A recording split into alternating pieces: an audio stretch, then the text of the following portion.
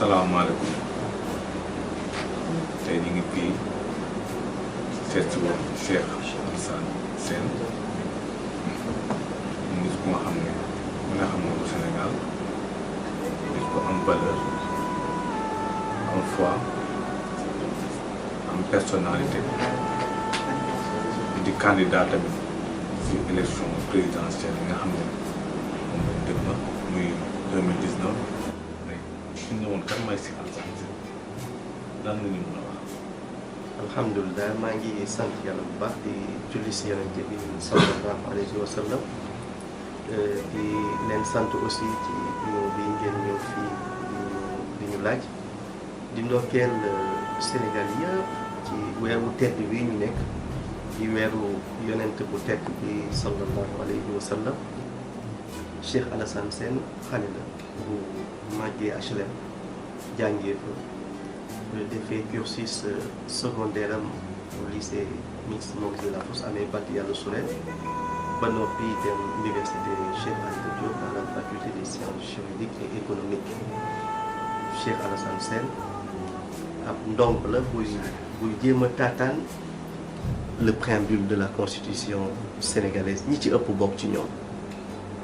loolu moo indi mu bëri ay règlement de compte politique de Senghor à Mamadou Dia de Abdoulaye Wade ak Abdou Diouf la ca xewoon avec le meurtre de maître Babacar Seye, de Wade à Idrissa Seck avec les chantiers de Thiès, Wade à Macky Sall avec sa démission à l'Assemblée nationale, aujourd'hui de Macky Sall à Karim Wade avec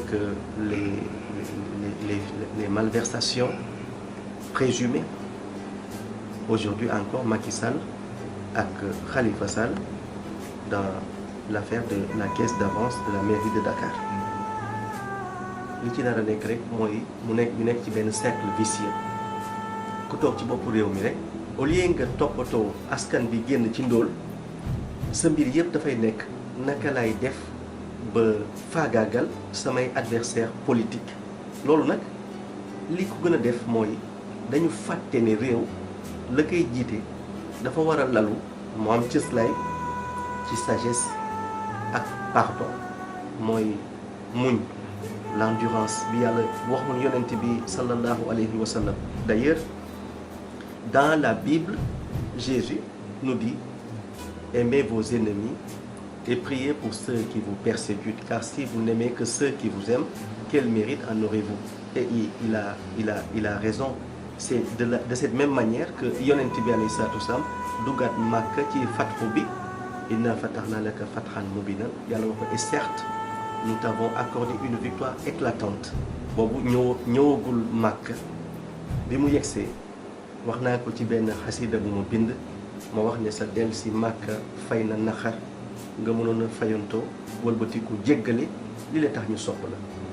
lii moo tax ñun mënuñu juboo ak Macky Sall ndaxte d'abord dañu gis ne c'est un homme déstructuré moom parce que ku structuré da ngay nangu am oreille di déglu sa askan loolu mooy benn.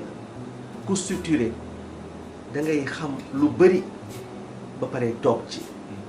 ku structuré encore da ngay nangu ñu lay attaquer partout saa yu yëkkatee sa loxo pour fayu rek ñu gis le pardon bu lalu ci sagesse. mais tey lan la ñu gis nous avons vu un président boo xamante ne dafa jël coom-coom ak ñi nga xamante ne ñoo wër njabootam ñu mën a def ñoom lu leen neex ci suñu alal.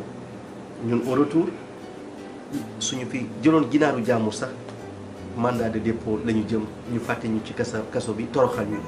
loolu la nekkee ak askan bi damay am gàcce lool su ma gisee cortège Macky Sall di romb ma gis entre les voitures blindées nga xamante ne da koy changer nu ko neexee tey mu yor série bi soo mu yor série bële ma gis ne day traverser ay villages yu bëri ñu nekk ci ndóol bu metti mais yoonam nekkul ci loolu. L'essentiel ñoom seen yëf mooy fexe ba nekk ci logique gu sàcc alalu réew mi jël armée jël police jël la justice de notre pays di ko muuree seen bopp nga xamante ne képp ku am lu la metti ci seen façon gi doxalin ci seen façon gi jalgati sunu alalu réew soo ko waxee yoon daal di dal sa kaw. Nous avons quelle justice aujourd'hui? La justice des vainqueurs mooy ñi nga xamante ne tey en 2012 ñoo fi jëlee Abdoulaye Wade ci tappale encore ndax gis nañu naka la ñu def ba jaxase Abdoulaye Wade ak peuple bi finalement ndekete c'était au détriment du peuple sénégalais.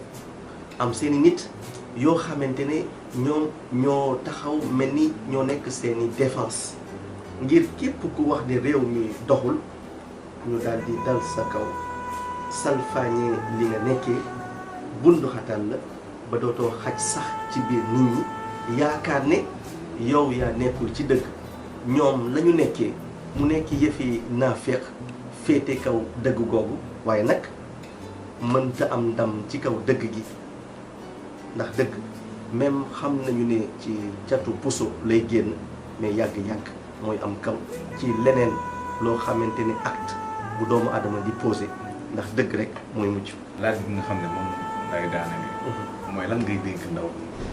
l'éveil des consciences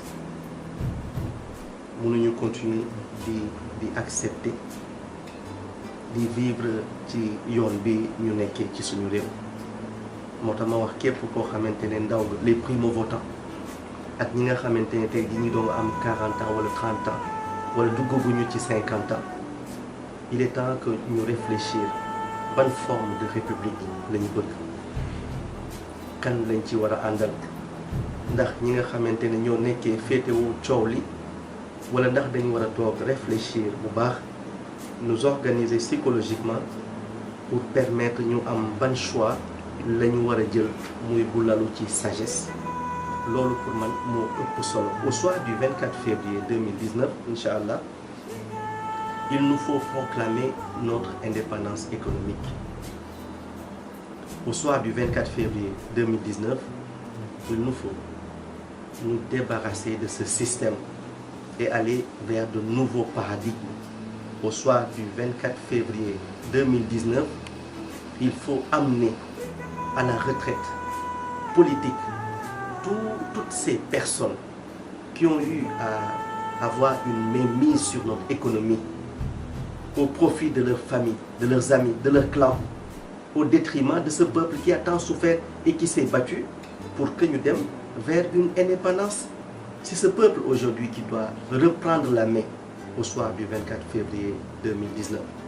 ndaw ñi rek ñoo ko mën tey ji la jeunesse elle est aujourd'hui la majorité de cette population sénégalaise. Elle peut dire oui à Macky Sall et quand elle dira oui à Macky Sall c'est que nous allons continuer dans la médiocrité. Elle peut dire non à Macky Sall et quand elle dira non à Macky Sall au soir du 24 février 2019 nous allons vers la reprise de notre souveraineté, le changement, les nouveaux paradigmes et un Sénégal épanoui inchallah taala. kon jërëjëf Cheikh bi. Voilà jërëjëf maa ngi lay sant bu baax. ba beneen inchallah. Jërëjëf.